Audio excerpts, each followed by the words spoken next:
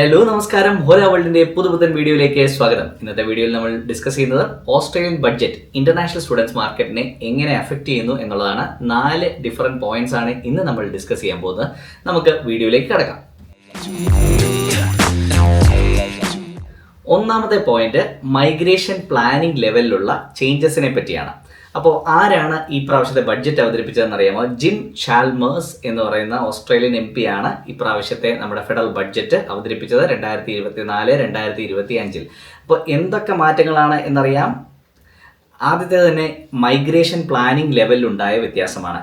കഴിഞ്ഞ വർഷത്തെ അപേക്ഷിച്ച് ഒരല്പം കുറവ് വന്നിട്ടുണ്ട് മൈഗ്രേഷൻ പ്ലാനിംഗ് ലെവൽ. എന്താണ് മൈഗ്രേഷൻ പ്ലാനിംഗ് ലെവൽ? ഒരു വർഷം എത്ര പേർക്ക് പെർമനന്റ് റെസിഡൻസി കൊടുക്കണം എന്നുള്ള പ്ലാനിങ്, അതിനായിട്ടൊരു സീറ്റ് കപ്പാസിറ്റി നിറച്ചിട്ട്, ഫോർ എക്സാമ്പിൾ ഒരു തിയേറ്ററിൽ നമ്മൾ എത്ര സീറ്റ് വേണം ഒരു തിയേറ്ററിൽ അലോക്കേറ്റ് ചെയ്യണം ഒരു സിനിമയ്ക്ക് എന്നുള്ള രീതിയിൽ നമ്മൾ പ്ലാൻ ചെയ്യുന്ന ആ ഒരു പ്രോസസ്സിനെയാണ് ഈ മൈഗ്രേഷൻ പ്ലാനിംഗ്. അതിൽ എത്ര സീറ്റുകൾ ഒക്യുപ്പൈഡ് ആവുന്നു എന്നുള്ളത് ഇൻവിറ്റേഷൻ കൊടുക്കുന്നതനുസരിച്ച് എത്ര പേർക്ക് പെർമനന്റ് റെസിഡൻസി ഗ്രാൻഡ് ചെയ്യുന്നു എന്നുള്ളത് രണ്ടാമത്തെ ഘട്ടമാണ്. ആദ്യം പ്ലാനിങ് ചെയ്യണം, അല്ലേ? അപ്പോൾ ആ ഫസ്റ്റ് സ്റ്റെപ്പാണ് പ്ലാനിങ്. അതിൽ ഉണ്ടായ ഒരു മാറ്റത്തെ പറ്റിയാണ് നമ്മൾ സംസാരിക്കാൻ പോകുന്നത്. അപ്പോൾ വിസ സ്ട്രീം, സ്കിൽഡ് വിസ സ്ട്രീമിൽ എംപ്ലോയർ സ്പോൺസേർഡ് എന്ന് പറഞ്ഞൊരു കാറ്റഗറി ഉണ്ട്. അത് കഴിഞ്ഞ കൊല്ലം 36,825 എന്നുള്ളത് 44,000 ഉയർത്തിയിട്ടുണ്ട്. അതായത് ഒരു എംപ്ലോയറിന് സ്പോൺസർ ചെയ്യാനുള്ള പവർ കൊടുക്കുകയാണ്. കൂടുതലും റീജിയണൽ ഏരിയയിലും മറ്റ് സ്ഥലങ്ങളിലൊക്കെയുള്ള എംപ്ലോയേഴ്സിനെ, അവർക്ക് വേണ്ട തൊഴിലാളികളെ, അവർക്ക് വേണ്ട ലേബറേഴ്സിനെ അല്ലെങ്കിൽ സ്കിൽഡ് ആയിട്ടുള്ള ആൾക്കാരെ ഐഡന്റിഫൈ ചെയ്ത് അവരെ സ്പോൺസർ ചെയ്യാനുള്ള കേപ്പബിലിറ്റി, അവിടെ കൂടുതൽ എംപവർമെന്റ് ആണ് ഈ സർക്കാർ കൊടുത്തിരിക്കുന്നത്. 36,000 നിന്ന് 44,000ലേക്ക് ഓൾമോസ്റ്റ് ഒരു 8,000, 7,200 സംതിങ് ആണ് എക്സ്ട്രാ വന്നിരിക്കുന്ന ഒരു ഇൻക്രീസ്. പിന്നെ സ്കിൽഡ് ഇൻഡിപെൻഡന്റ്, നമുക്ക് പൊതുവെ എല്ലാവരും PR കിട്ടാൻ ആഗ്രഹിക്കുന്നത് 189 സ്കിൽഡ് ഇൻഡിപെൻഡന്റ് വിസ പാത്വേയിലൂടെയാണ്. അവിടെ ഒരു നല്ല കുറച്ചിലുണ്ടായിട്ടുണ്ട്. 30,375 ആയിരുന്നു കഴിഞ്ഞ വർഷത്തേക്ക് അലോക്കേറ്റ് ചെയ്തിരുന്ന സീറ്റിംഗ് എങ്കിൽ ഈ വർഷം അത് വെറും 16,900 ആയിട്ട് കുറഞ്ഞിട്ടുണ്ട്. അടുത്തതായിട്ട് റീജിയണൽ സൈഡിൽ 32,300 എന്നുള്ളത് 33,000 ആയിട്ട് ഉയർത്തിയിട്ടുണ്ട്. പിന്നെ സ്റ്റേറ്റ് ടെറിട്ടറി നോമിനേറ്റഡ് വിസ സ്ട്രക്ചറിൽ 30,400 എന്നുള്ളത് 33,000 ആയിട്ട് കുറഞ്ഞിട്ടുണ്ട്. ബിസിനസ് ഇന്നോവേഷൻ ആൻഡ് ഇൻവെസ്റ്റ്മെന്റിൽ 1,900 ആയിട്ടും, ഗ്ലോബൽ ടാലന്റിൽ 5,000 എന്നുള്ളത് 4,000 ആയിട്ടും, ഡിസ്റ്റിംഗ്വിഷ് ടാലന്റ് 300 എന്നുള്ളത് 300 ആയിട്ടും വന്നിട്ടുണ്ട്. അപ്പോൾ അവിടെ ഒന്നും വലിയ ചേഞ്ചസ് ഇല്ല. സ്കിൽഡ് ഇൻഡിപെൻഡന്റിലാണ് ഒരു നല്ല കുറവ് വന്നിരിക്കുന്നത്. പക്ഷേ എംപ്ലോയർ സ്പോൺസേർഡിൽ അത് ശക്തമായിട്ട് കൂടിയിട്ടുണ്ട്. അപ്പം ടോട്ടൽ 137,100 എന്നുണ്ടായിരുന്ന കഴിഞ്ഞ വർഷത്തെ പ്ലാനിംഗ് ലെവലിൽ നിന്ന് 132,200 പ്ലാനിംഗ് ലെവലിലേക്ക് കുറച്ചിട്ടുണ്ട്. അത്രയും സീറ്റ്സ് കുറച്ചിട്ടുണ്ട്. എന്നിരുന്നാലും എംപ്ലോയർ സ്പോൺസേർഡിലാണ് കൗണ്ട് കൂടുതൽ വന്നിരിക്കുന്നത്. ഇപ്പോൾ ഇതിൽ നിന്നൊക്കെ നമ്മൾ മനസ്സിലാക്കേണ്ടത്, നമ്മൾ വർക്ക് പ്ലേസിൽ ഒരു എംപ്ലോയറിനെ സാറ്റിസ്ഫൈഡ് ആയിട്ട് വർക്ക് ചെയ്യാൻ പറ്റുന്നുണ്ട്, നമ്മളൊരു മുതൽക്കൂട്ടാണ് എന്ന് തോന്നുന്ന രീതിയിൽ നമുക്ക് വർക്ക് ചെയ്യാൻ പറ്റുന്നുണ്ടെങ്കിൽ they will definitely sponsor. They have more power now. And regional ഏരിയയിൽ എംപ്ലോയേഴ്സ് സ്പോൺസർ ചെയ്യാനുള്ള സാധ്യത കൂടുതലുമാണ്. അതുകൊണ്ട് ഞാൻ പറയുക, കൂടുതലും ഇന്റർനാഷണൽ സ്റ്റുഡൻസ് കോമ്പറ്റേറ്റീവ് ആയിട്ടുള്ള മേഖലകളിൽ പഠിക്കാൻ വരുന്നവരും അല്ലെങ്കിൽ ട്രൈ ചെയ്യുന്നവരും ഒക്കെ 491 വിസ അല്ലെങ്കിൽ റീജിയണൽ ഏരിയയിലേക്ക് കൂടുതൽ ട്രൈ ചെയ്യുന്നത് നന്നായിരിക്കും. രണ്ടാമത്തെ point, change in temporary skill shortage visa 482 വിസയുടെ ഒരു ക്രൈറ്റീരിയയിൽ ഒരു മേജർ ആയിട്ടുള്ള ചേഞ്ച് ഉണ്ട്. നേരത്തെ ഈ 482 വിസ എന്ന് പറഞ്ഞാൽ ഒരു എംപ്ലോയർ സ്പോൺസർ ചെയ്യാണ് 2 കൊല്ലത്തേക്ക് വർക്ക് ചെയ്യാനായിട്ട് ഒരാളെ സ്പോൺസർ ചെയ്ത് വർക്കിന് വേണ്ടി ഇൻവൈറ്റ് ചെയ്യുന്ന ഒരു പാത്വേ ആണ് 482 വിസ. അപ്പം അതിനുണ്ടായിരുന്ന ക്രൈറ്റീരിയ 2 കൊല്ലത്തെ പ്രവൃത്തി പരിചയമെങ്കിലും ഉള്ളവർക്കായിരുന്നു ഈ 482 വിസയ്ക്ക് അപ്ലൈ ചെയ്യാൻ പറ്റുമായിരുന്നത്. അത് ചുരുക്കിയിട്ട് 1 ഇയർ ആയിട്ട് കുറച്ചിട്ടുണ്ട്. ഇത് പല ഇന്റർനാഷണൽ സ്റ്റുഡൻസിനും സ്റ്റേ ബാക്ക് കഴിഞ്ഞിട്ട് പെർമനന്റ് റെസിഡൻസി കിട്ടുന്നില്ലെങ്കിൽ ഒക്കെ ഒരു അനുഗ്രഹമായിട്ട് മാറാൻ സാധ്യതയുണ്ട്. അതായത് സ്റ്റേ ബാക്ക് പീരീഡ് കഴിഞ്ഞിട്ട് 1 ഇയർ എക്സ്പീരിയൻസ് അവർക്ക് കിട്ടിയിട്ടുള്ളൂ, എന്നാൽ പെർമനന്റ് റെസിഡൻസി കിട്ടിയിട്ടും ഇല്ലാത്തൊരവസ്ഥയിൽ 482 വഴി എംപ്ലോയർക്ക് നിങ്ങളെ സ്പോൺസർ ചെയ്യാനുള്ള ഒരു ഓപ്പർച്യൂണിറ്റി, അത് ഇന്റർനാഷണൽ സ്റ്റുഡൻസിന് ഒരു ബോണസ് ആയിട്ട് വന്നിട്ടുണ്ട്. അപ്പോൾ 23 November 2024 government will reduce the work experience requirement for all applicants to 1 year from 2 years. അടുത്തതായിട്ട് മൂന്നാമത്തെ പോയിന്റ് ആണ് നമ്മൾ പറയാൻ പോകുന്നത്, mate programme for Indians. Mate programme എന്ന് പറഞ്ഞാൽ, മെയ്റ്റ് എന്ന് പറഞ്ഞാൽ നമ്മളിവിടെ എല്ലാവരും ഗ്രീറ്റ് ചെയ്യുന്ന മെയ്റ്റിൻ്റെ ഫുൾ ഫോം ഡിഫറൻ്റ് ആണ്. പക്ഷേ മെയ്റ്റ് പ്രോഗ്രാം എന്താണ്? ഇന്ത്യക്കാരെ അട്രാക്റ്റീവായിട്ട് ഓസ്ട്രേലിയയിലേക്ക് ഇൻവൈറ്റ് ചെയ്യുന്ന ഒരു പ്രോഗ്രാം. 3,000 ഗ്രാജുവേറ്റ്സ് ആൻഡ് ഏർലി കരിയറിൽ നിൽക്കുന്ന ആൾക്കാർക്ക് 18-30 വയസ്സിന് ഇടയ്ക്കുള്ളവർക്കാണ് ഈ ഓപ്പർച്യൂണിറ്റി.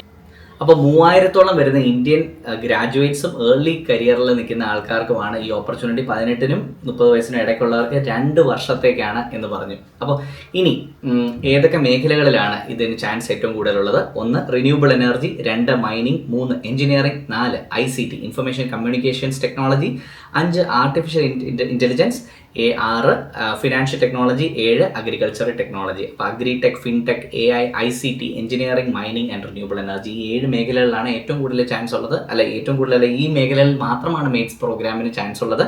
അപ്പോൾ ഈ മേഖലയിൽ വർക്ക് ചെയ്യാൻ ആഗ്രഹിക്കുന്നവരൊക്കെ തീർച്ചയായിട്ടും അപ്ലൈ ചെയ്യുക. ഇതിനെപ്പറ്റി കൂടുതൽ വിവരങ്ങൾ നമ്മൾ വരുന്ന വീഡിയോകളിൽ തരുന്നതായിരിക്കും. അപ്പോൾ അതിനെപ്പറ്റി വായിക്കുക, റിസർച്ച് ചെയ്യുക. ഈ മേഖലകളിൽ ഒത്തിരി ഓപ്പർച്യൂണിറ്റി ഉണ്ട്. ഇത് കൂടാതെ നമ്മൾ ഈ മേഖലകൾ തന്നെയാണ് ഞാൻ എപ്പോഴും ഓസ്ട്രേലിയയിലേക്ക് പഠിക്കാൻ വരുന്ന കുട്ടികളോട് പറയുന്നത്. Especially agritech and environmental management തുടങ്ങിയ പ്രോഗ്രാംസ് ഒക്കെ എടുക്കാൻ ഞാൻ കൂടുതൽ പറയാറുണ്ട്. ഞാൻ അതിനെപ്പറ്റി ഒരു വീഡിയോ ചെയ്തത് എന്തുകൊണ്ടാണെന്ന് അറിയത്തില്ല, അധികം പേര് അത് ശ്രദ്ധിച്ചിട്ടില്ല. ഇതെന്ന് പറഞ്ഞാൽ നമ്മൾ ഈ മാണിക്യം എന്നൊക്കെ പറയത്തില്ലേ, ആരാലും ശ്രദ്ധിക്കപ്പെടാത്ത കുപ്പത്തൊട്ടിയിലെ മാണിക്യം എന്നൊക്കെ പറയുന്ന പോലെ ഈ ഒരു മേഖല എല്ലാവരും ഒന്ന് ശ്രദ്ധിച്ചു കഴിഞ്ഞാൽ നന്നായിരിക്കും. എൻവയോൺമെൻറ്റൽ മാനേജ്മെൻറ്റ്, അഗ്രികൾച്ചർ, പിന്നെ റിന്യൂവബിൾ എനർജി തുടങ്ങിയ മേഖലകൾ. അപ്പോൾ ഇതൊക്കെ തന്നെ നമ്മൾ കാണുന്നത്. ഇതിനകത്ത് പറഞ്ഞിരിക്കുന്ന പലതും അത് തന്നെയാണ് അല്ലേ. റിന്യൂവബിളും അഗ്രികൾച്ചർ ടെക്നോളജിയൊക്കെ പറഞ്ഞിട്ടുണ്ട്. അതുപോലെ ഫുഡ് ടെക്നോളജി ഒക്കെ നല്ലതാണ്. പക്ഷേ ഈ 7 മേഖലകൾ ചൂസ് ചെയ്യുന്നവർക്കാണ് മേറ്റ്സ് പ്രോഗ്രാം. ഓക്കെ, അടുത്തതായിട്ട് നമ്മൾ പറയാൻ പോകുന്നത് നെറ്റ് ഓവർസീസ് മൈഗ്രേഷൻ. 4ാമത്തെ പോയിന്റ്, നെറ്റ് ഓവർസീസ് മൈഗ്രേഷനിൽ ഉണ്ടായേക്കുന്ന വ്യത്യാസത്തെ പറ്റിയാണ്. അതായത് മൊത്തത്തിൽ ഓസ്ട്രേലിയയിലേക്ക് വരുന്ന മൈഗ്രേഷൻ വരുന്ന കൗണ്ട് കുറയ്ക്കാനായിട്ട് സർക്കാർ ആഗ്രഹിക്കുന്നു. ഇതൊരു എലക്ഷൻ സ്റ്റണ്ട് ആണെന്നാണ് നമ്മളെല്ലാവരും വിശ്വസിക്കുന്നത്. അതായത് എല്ലാ ഇലക്ഷൻ്റെ സമയത്തും ഇങ്ങനത്തെ പരിപാടികൾ നടക്കുന്നതാണ്. നമുക്കിപ്പോൾ നാട്ടിലറിയാം അല്ലേ, നമ്മുടെ ഇലക്ഷൻ ആകുമ്പോൾ പെട്രോളിൻ്റെ വില പെട്ടെന്ന് കുറയുന്നു, ഗ്യാസ് കുറ്റിയുടെ വില കുറയുന്നു, ആൾക്കാരെല്ലാം ഒത്തിരി ഹെൽപ്പ് ചെയ്യുന്നു. ഒത്തിരി നടപടികൾ, ചിലപ്പോൾ TV, ഫ്രിഡ്ജ്, വാഷിംഗ് മെഷീൻ തുടങ്ങിയ കാര്യങ്ങൾ നമ്മുടെ നാട്ടിലല്ലെങ്കിലും തമിഴ്നാട്ടിലും മറ്റ് നാടുകളിലും ഒക്കെ ഉണ്ടാകുന്ന ഫ്രീ ബീസിൻ്റെ ഒക്കെ ഒരു സമയമാണ്. എന്ന് പറഞ്ഞ പോലെ ഇവിടെ വോട്ടേഴ്സിനെ ഏറ്റവും കൂടുതൽ സ്വാധീനിക്കുന്ന ഒരു സംഭവമാണ്.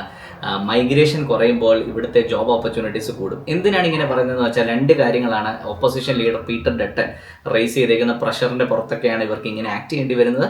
2 കാര്യങ്ങൾ, 1 എംപ്ലോയ്മെൻറ്റ് റേറ്റ് പ്രീവിയസ്ലി 2% ഇപ്പോൾ 4% മുകളിലേക്ക് കയറിയിരിക്കുന്നു.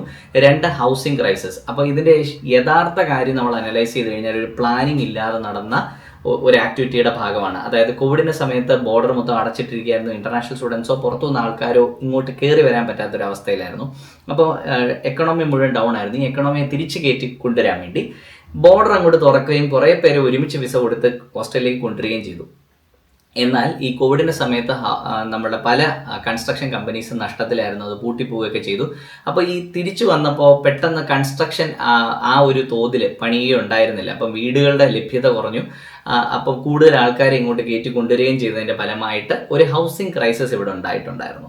അപ്പം നമുക്കറിയാം, റെൻ്റൊക്കെ വളരെയധികം കൂടിയിട്ടുണ്ടായിരുന്നു എല്ലാവരുടെയും. അപ്പോൾ അങ്ങനെ ഒരു മൊത്തത്തിലൊരു ഇൻഫ്ലേറ്റഡ് ആയിട്ട് പ്രോപ്പർട്ടി പ്രൈസസ് ഒക്കെ നിൽക്കുന്ന ഒരു സാഹചര്യത്തിൽ ഇതിനെ കൺട്രോളിൽ കൊണ്ടുവരിക എന്നുള്ളതും സർക്കാരിൻ്റെ ആവശ്യമാണ്. അപ്പോൾ ഇതൊരു നെക്സ്റ്റ് ഇലക്ഷൻ വരെ എങ്കിലും ഇങ്ങനൊരു കട്ട് ഡൗൺ ഉണ്ടാവും നെറ്റ് ഓവർസീസ് മൈഗ്രേഷനിൽ. നമുക്ക് അതിൻ്റെ കണക്കുകൾ നോക്കാം.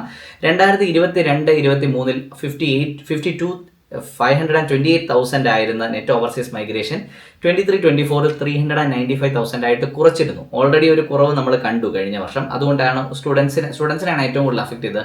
ഇന്ത്യയിലെ ആവറേജ് 55% വിസ സക്സസ് ആയിരുന്നു എന്ന് നമുക്കറിയാം.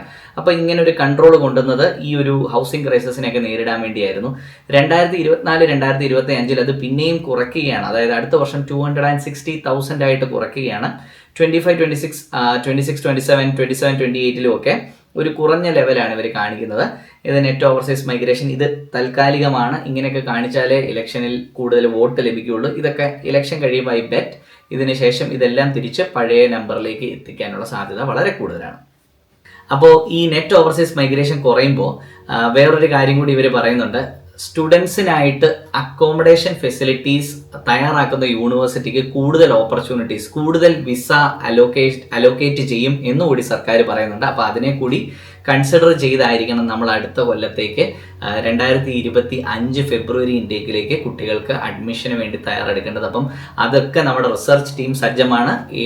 അക്കോമഡേഷൻ ഫെസിലിറ്റീസ് പ്രൊവൈഡ് ചെയ്യുന്ന യൂണിവേഴ്സിറ്റീസിൻ്റെ കണക്ക്, എത്ര പുതിയ ബിൽഡിങ്സ് പണിയുന്നു എന്നുള്ളതിൻ്റെ കണക്ക്, അതുപോലെ തന്നെ ലെവൽ 1 യൂണിവേഴ്സിറ്റി ആണോ എന്നുള്ളതിൻ്റെ കണക്ക് തുടങ്ങിയ കാര്യങ്ങളൊക്കെ ആലോചിച്ചായിരിക്കും നമുക്ക് ഒരു യൂണിവേഴ്സിറ്റിയുടെ വിസ സക്സസ് റേഷ്യോ ഡിറ്റർമൈൻ ചെയ്യാൻ പോകുന്നത്. അപ്പോൾ അതിനെപ്പറ്റി ഒരു ഡീപ്പ് ഡൗൺ പഠിത്തം ഉണ്ടാവും നമ്മുടെ ഹോല വേൾഡ് ടീമിൽ. അപ്പോൾ കൂടുതൽ ഇങ്ങനെ നിങ്ങൾക്ക് എന്തെങ്കിലും ഡൗട്ട്സോ കാര്യങ്ങളോ ഉണ്ടെങ്കിൽ തീർച്ചയായിട്ടും ഞങ്ങളെ കോൺടാക്ട് ചെയ്യാൻ പഠിക്കേണ്ട. നമ്പറും ഡിസ്ക്രിപ്ഷനിൽ ലിങ്കും കൊടുത്തിട്ടുണ്ട്. വീണ്ടും മറ്റൊരു ഇൻഫോർമേറ്റീവ് വീഡിയോയിൽ കാണുമ്പോഴേക്കും this is Jasmin signing out from Hola world YouTube channel.